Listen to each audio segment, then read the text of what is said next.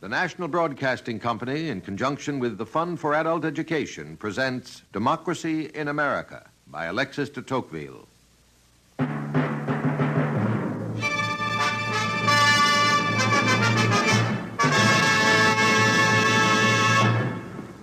Well, Tocqueville, what are you thinking about as you stare at these picturesque shores? Are you thinking about America? About America? No. I do not see America. I see more than America. I am trying to make out the image of democracy itself, with its inclinations, its prejudices, and its passions.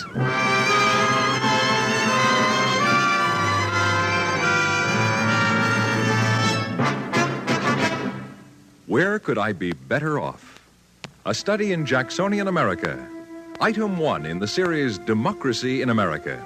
Prepared by the Division of General Education of New York University under the direction of George Probst, American historian. A series designed to bring to life the America of 1831, as recorded by Alexis de Tocqueville, and so to illuminate the image of democracy itself.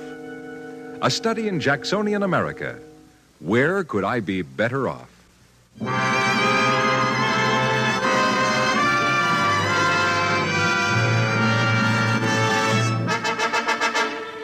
The month of May, 1831. The president, Old Hickory, General Andrew Jackson. And this is New York City. Over 200,000 people live here.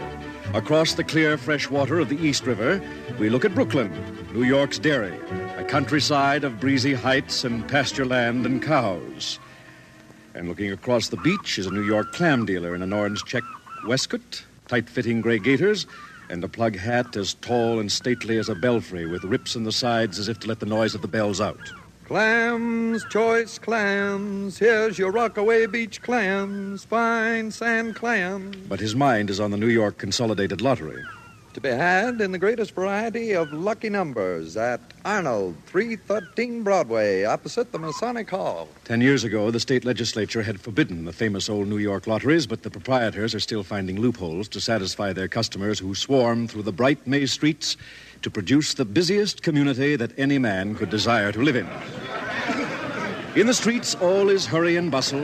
The very carts, instead of being drawn by horses at a walking pace, are often met at a gallop and always in a brisk trot. Omnibuses are racketing and terry-hooting through the New York streets with as much hubbub, hullabaloo, and general unmitigated uproar as the most optimistic man might expect in a city 7 times the size. Get up there, team! Get up, team! Out of the way there, mister! One side, get up! It is May the 11th, 1831. And on the deck of the fine steamboat President, just coming into New York Harbor, there stand 2 young men, both well-dressed, although both seem very tired. They have been without sleep for some time. They are surrounded by luggage, and they glance back and forth at the sights, as if they were strangers from another planet that had never seen the earth before. They are strangers, come from France to see this curious new land that is supposed to be a democracy. This one, age 26, is Alexis Charles-Henri Cyril de Tocqueville, son of a French count. As for the harbor and the city itself, well, picture to yourself an attractively varied shoreline, the slopes covered by lawns and trees, in bloom right down to the water. And more than all that, an unbelievable multitude of country houses, big as boxes of candy. I am much struck by how convenient these little houses must be, and by the attractive air they give the countryside. Such is our impression of the city of New York. Beside young Mr. de Tocqueville stands his great friend, also a French nobleman, but 3 years older. This young man, wearing a cloak, is 29. His name is Gustave Auguste de la Boninière de Beaumont. At each instant, you glimpse great bays which cut into the shores and form the most picturesque sides. We were full of real admiration. What struck us particularly was the animation given this majestic tableau by the immense number of vessels, brigs, gondolas, and boats of all kinds, which cross and recross in every direction.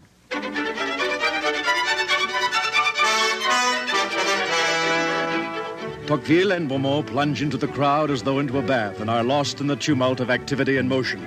The carriages rattle through the streets, the carts dance as if they were running races with them, and the ladies trip along in all the colors of the rainbow. Lord, Mabel, skip into that door right smart, or I declare that carriage is going to splash our skirts. And as for the passers-by, they look as though they actually had something to do. Now I tell you what it is. Pardon me. I'm going to let you in on the ground floor of this development. I'm going to let you, excuse me, take an option in the purchase of some real first-rate, Western Pennsylvania speculations. Basically, it's a granite quarry, which can Watch where you're going. Ma'am, I'm sorry. So am I. Now, basically, like I say, the investment is a granite quarry that's financing an India Rubber Company, joint stock, and all enterprise, all pure enterprise. Excuse me.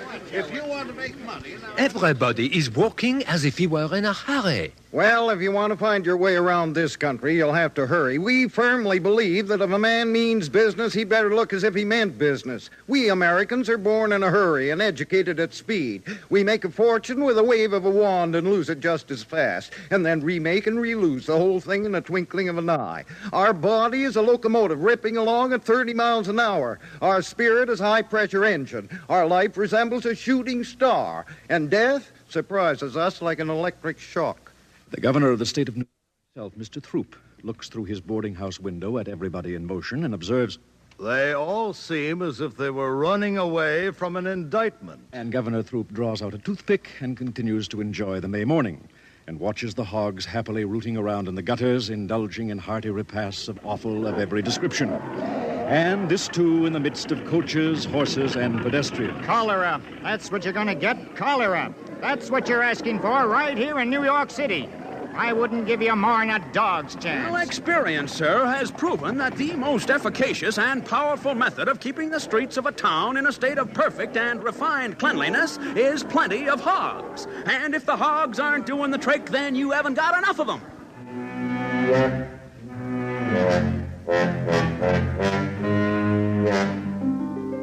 Or in 1831, New York City, with its 200,000 people and 11 daily newspapers, is very unequal in style and quality from one district to another. The great avenue of Broadway is striking from its continuous and unbroken length of 3 miles in a straight line. But its breadth, about 80 feet, is not sufficiently ample for the due proportion to its length. It is, moreover, wretchedly paved. And as for 3rd Avenue and 8th Avenue, these are no more than long muddy lanes leading respectively to the remote villages of Harlem and Manhattanville.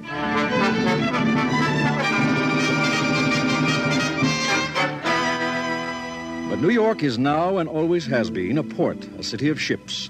The sidewheel steamers with their long flaring funnels like postboys' trumpets lie side by side with the forested sailing ships whose long bowsprits hang over the passers-by like sabers at a wedding.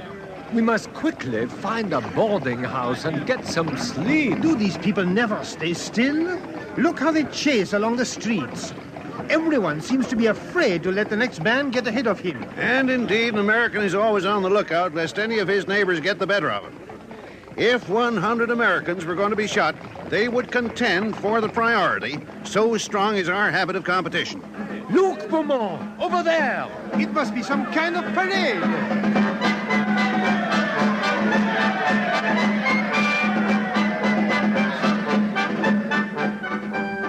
In the early 1830s, New York was a city of parades. Here's Major Downing. He calls himself a major from the state of Maine.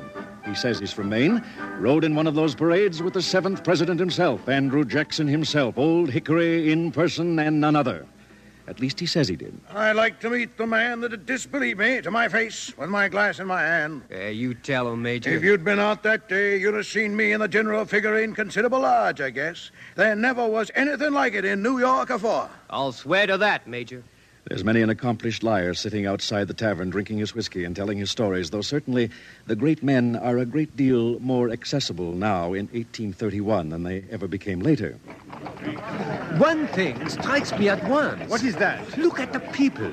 Look at their general ease. Most of them seem well fed. Most of them seem well dressed. This is a country where men live well by the work of their hands. Irish labourers, straight off the boat, get as much as 75 cents a day. Together with lodging, 3 big meals a day, and 6 to 8 glasses of whiskey, depending on the state of the weather. Bread, meat, sugar, tea, fuel are cheaper than in the old country, and wages are triple. The stores are full of things, some startling enough to horrify the casual visitor. We observed the open sale of Dirk's Bowie knives and a long kind of stiletto called the Arkansas toothpick. These are sold by druggists in whose shops or stores these deadly weapons are hung up for public inspection and sold by them as part of the legitimate wares of their calling, thus plainly indicating that weapons to kill, as well as medicine to cure, could be had at the same shop.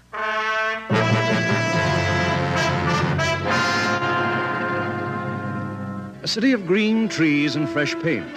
A lively, new, sparkling city for all its roughness and vigor. Towards each other, the citizens are forthright and breezy, as when the clam dealer calls on the governor of the state. Hello there. Brought some fresh clams for the governor. He's sitting in the parlor, picking his teeth. Go right in. Hello there, Mr. Garrett. Step right in. Morning, Mr. Governor. Brought you some clams. Well, that's just fine. Pull up a chair and bite yourself off a chew. One man's as good as another, if not better, and people don't forget that elected officers are nothing but their servants. Towards women, however, the attitude is usually very different. There are no women around here. The females are ladies, should be treated accordingly as the precious repositories and fair blossoms of virtue, beauty, and high morality. And anyone who suggests these dainty creatures should have their innocence sullied by too much education or the toil of commercial or political affairs deserves the active opprobrium of all decent men. Equality and easy manners, then, and pride. Such pride. Boasting is a virtue, and a good boaster is a man to be admired. When the ancient, respectable, and patriotic Tammany Society celebrates its 42nd anniversary tomorrow, May 12th, I shall propose the toast to democracy, the finest institution devised by the mind of man, especially suited for the greatest people on earth, the fortunate inhabitants of the greatest country on earth, under God's special protection, America. Equality, boasting, and business. This is a city of merchants and men of affairs. Even in the streets full of hurrying people, business goes on as usual. I'll go 30 cents a pound. I can't cover the cost of shipping at that price. 32. That takes up all my profit. You do better than that now with your markup. There's overhead charges. 30 and a half. If that's what I'll make it, 30 and a half. And yet, amid the bustle, there are some who sit calm, like this old gentleman here with a white beard and whiskers and the clean-shaven top lip. He's reading the Mercantile Advertiser at the foot of Cortlandt Street and seems undisturbed by the bustle. What bustle? This is the 11th of May. You've been here the 1st of May, you'd seen some bustle. Well, why the 1st of May? What's so special about that? Why, New York City, the 1st of May is moving time. Well, how do you mean, moving time? Time, universal flitting. Time when everybody moves. People here are very locomotive in their habits. They are anxious to better themselves, see? It's the day of all others in the year when the good people of this town have one and all agreed to play at the game of move-all. 1st of May, they're all at it with all their might. 2nd of May, everything will be quiet. It'll all be settled again. Did you move the 1st of May? I most certainly did. I moved every May Day for the last 40 years. Everybody does the same. People can't bear not to be like their neighbors. Oh, it takes a live fish to swim upstream. Well, good day to you. Nice fresh day. And it is a nice fresh day, perhaps a little too fresh. For down here by the water, there's quite a wind. Look at that poor lady, tacking along with the wind behind her skirts and flounces. A lady has a time of it when the wind blows and the dust is flying in clouds, as it does in New York almost all day long. I encountered a puff at the corner of one of the streets, and there I stood holding my hat with one hand and my cardinal cloak, which has 56 yards of various commodities in it, with the other. I thought I should have gone up like a balloon and stood stark still until I came near being run over by a great hog which was scampering away from some mischievous boys. At last, a sailor took compassion on me and set me down at the door of a store. As he went away, I heard him say to his companion, "Damn my eyes, Bill. What a press of canvas the girls carry nowadays." But this lady is not the only one to complain of the wind, for as we near the waterfront, we see the air full of plug hats and people chasing after them. Catch it! Catch it! Don't step on it, you confounded blockhead! But particularly notice this. See the pieces of paper sailing about, together with a variety of vegetables, pieces of linen, and other materials, entirely interrupting the view. Where does all this come from? Is it garbage? No, sir, it is not. All those commodities come from hats. No nation on earth uses a hat for so many purposes as a Yankee. It serves him at once for a head covering, a writing desk, a larder, and a portmanteau. In it, the merchant deposits patterns of various descriptions. The doctor uses it as an apothecary's shop. The married man, returning from market, converts it into a depository for potatoes and other vegetables. And to the traveler, it serves as a knapsack. Look, 66 Broadway. Room for rent. A boarding house.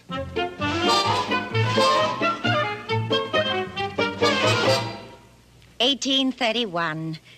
Now, let me see. I was in New York City at the time. My husband had gone to his long reward. He used to work as a speculator, trading in commodities, you know. You can make a lot of money that way. He didn't, but he sure tried hard. A fine man. I guess that's what killed him. So I opened a refined boarding house for ladies and gentlemen of standing and position, number 66 Broadway, just down the street from the American Hotel. These two French gentlemen came in off the steamship President, and I never saw two fellas look more tired. They just rolled into their beds in the middle of the afternoon, and I guess they must have slept clean through until 8 o'clock next morning, when I told Kitty to ring for breakfast. All right, Kitty. All the cold meats are on, and the lobsters will be ready in a moment. Might as well let them have the gong soon as it's 8 o'clock. Yes, ma'am. All right, Kitty, let them have it.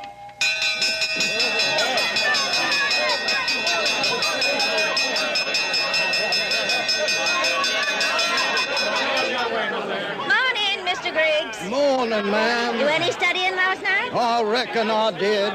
I've just about proved that the Babylon of the Apocalypse refers to the Scarlet City of London, England. Mr. Griggs from Kentucky. Very keen Bible student, though just a piece biased about proving England's downfall. Good morning, Marquis. Good morning, madame. I hope you passed a good night, Marquis. The wrongs of my unhappy country. Get the bagwig and the ruffles. That gentleman's a real French Marquis. That's the way they call it. I believe right now the Marquis is teaching dancing to young ladies of refinement and... Morning, Major General. Morning, ma'am. You look fit as a fiddle this fine morning, sir. An old soldier usually comes out pretty fit, ma'am. The Major General's from Beaumont. A regular walking encyclopedia about the war, if you ask me. Morning, Mr. O'Brien. Oh, morning, ma'am. One moment, Mr. O'Brien. I wondered if we might have something on account on that little bill. Well, I tell you, ma'am, I've got a job this morning at the Hudson River docks checking consignments. And whatever I get, you can have half of it. No, you can't say fairer than that. I'd rather have the whole of it. But you can't say too much to the poor fella with his ribs all sticking out. He has to stand up twice to cast a shadow. A lot of Irish gentlemen are over here to live cheap, even though it cost them a year's wages to get here. Morning, Mr. Beasley. Morning, ma'am. Any luck yesterday? I thought I saw one of them over near the courthouse, but I'd give him the slip. Well, I hope and trust you have better luck today. Mr. Beasley is from the Carolinas, indigo planter. He's up here on business and keeping his eye open for half a dozen of his slaves that ran away. He's heard tell they're in New York City at present. I hope he can make those slaves realize that every time they run away, they deprive a gentleman of his lawful property. Morning, gentlemen. Morning, madame. Good morning. Now, let me see. Which of you gentlemen is which? I am Mr. de Tocqueville, and this is Mr. de Beaumont. Mr. Tocqueville's the little one. Mr. Beaumont's the big one. Well, I hope I can remember that. And you gentlemen are from France? That is perfectly correct. Well, you can't start the day on an empty stomach, and you will if you don't step lively. Why, it must be 8:05 if it's a minute. The gong here goes at 8 o'clock, you know, and I wouldn't answer for there being many victuals on the board by 1:15. Then we had better hurry. Sit wherever you like. If there's any left, there's fish, ham, beef, boiled fowls, eggs, pigeons, pumpkin pies, lobsters, vegetables, tea, coffee, cider, sangaree, and cherry brandy.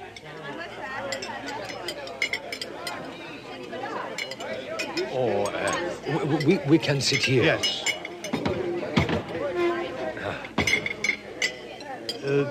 Beef? Thank you. Potatoes? Thank you. Cabbage? No, thanks. Coffee? No, not at this time in the morning. I'll have brandy. Beaumont, look at the ladies. It is also too early in the morning to look at ladies. No, I'm serious. You notice they are completely dressed for the day. Everything complete and finished.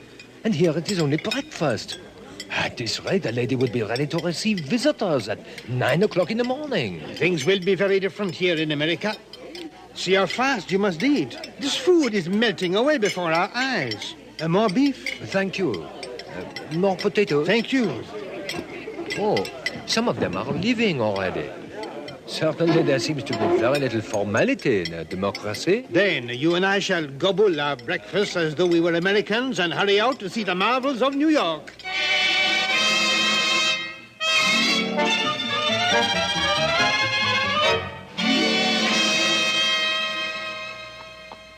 Let me see. Where are we?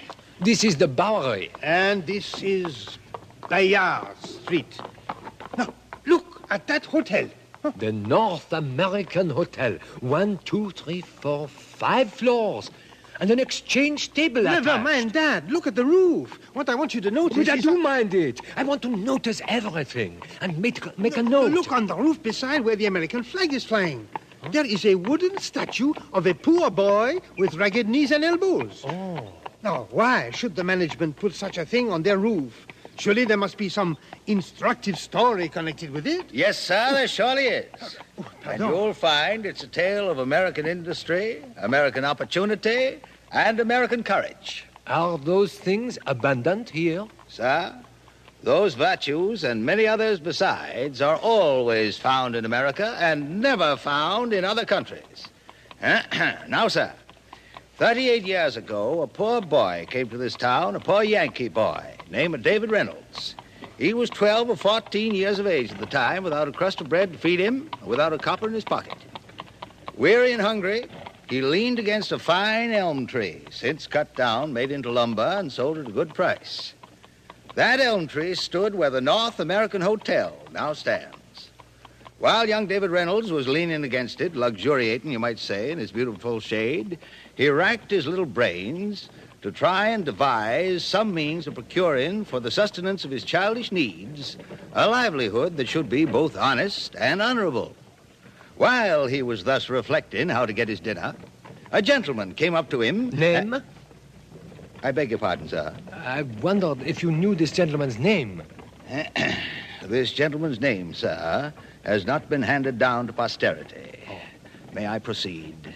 Pray do. Thank you, sir. The gentleman, whose name has not been transmitted to us, approached this poor friendless boy and asked if he were willing to carry the gentleman's trunk down to the wharf. The boy eagerly consented and received for his labors the sum of 25 cents. Now, what do you suppose he did with it? Spent it on food. Perhaps he reserved some to pay for his night's lodging. Or was he prepared to sleep in the street? He was prepared to do anything, sir, providing it was honest. I'll tell you what he did. He did an American thing. With a little of the money, he bought food. And with the rest of it, he bought fruit, which he offered for sale beneath that same elm tree. American initiative, sir, grasping the opportunity. He soon disposed of his little stock to advantage and spent that night richer than he had ever been before. On the morrow, he repeated the transaction. Soon, he had a fruit stall under the tree, then a small shop, then several houses on either side. Finally, he acquired such an estate that he pulled it all down and built this magnificent hotel. On this plaque, which he caused to be erected, he has set out his own story. And you will perceive it concludes with these words. The tree was cut down, but from its beloved trunk he caused his image to be carved. That's it up there. As a memento of his own forlorn beginnings and his grateful recollections. From a penniless, ragged boy, David Reynolds rose to be one of the most prosperous citizens in his community and the owner of the finest hotel in New York City. And possibly the world. That, sir, is an American story. And I myself am David Reynolds at your service. Sir, I'm enchanted to make your acquaintance. Delighted. But tell me this. Do not your fellow citizens hold against you in some way these humble origins of yours? They do not, sir. Most emphatically not. I am a man of property and position, and in New York that speaks for itself. Oh, I trust, by the way, gentlemen, that you are yourselves not in need of lodgings, because if you are... No, thank you, sir. We are already accommodated. And in any case, we must very shortly leave the city. We hear New York is not America, and we want to see all the country. You should see it all. The finest country in the world. Ask any American, and he'll tell you, where could I be better off? Goodbye, gentlemen, and remember that little American story. I think he is right. That is an American story. A poor boy rising to be a large property owner, enjoying the respect of his community. But chiefly because of his money. Perhaps it is the symbol of position, as blood is with us. This is indeed a new world. And one to which we had better become accustomed. I am going to find out about this place, Beaumont, because I think in this country we can perceive something of the future of our own. Democracy? Yes. America is only my setting. Democracy is my subject. It appears to me, beyond a shadow of a doubt, that sooner or later we shall arrive, like the Americans, at an almost complete equality of condition. But first, we must collect the facts. We must dissect American society and search out the elements of which it is composed.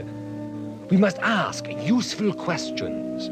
The smallest conversations will be instructive. There is not a man, on whatever rung of society he finds himself, who cannot teach me something.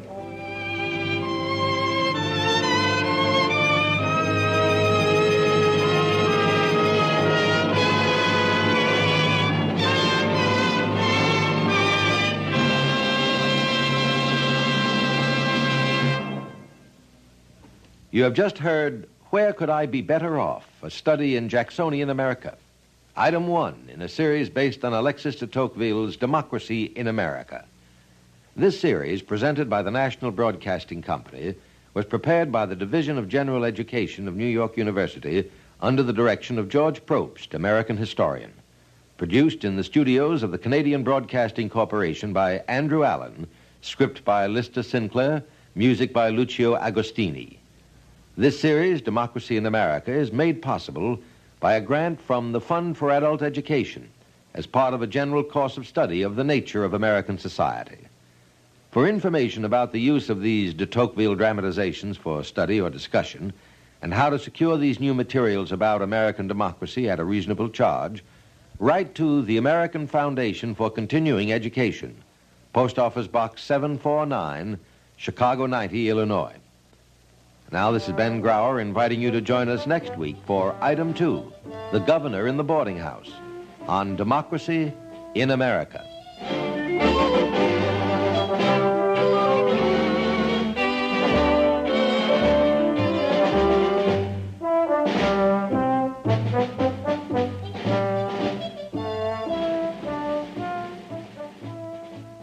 Wherever you travel in the USA, stay well informed.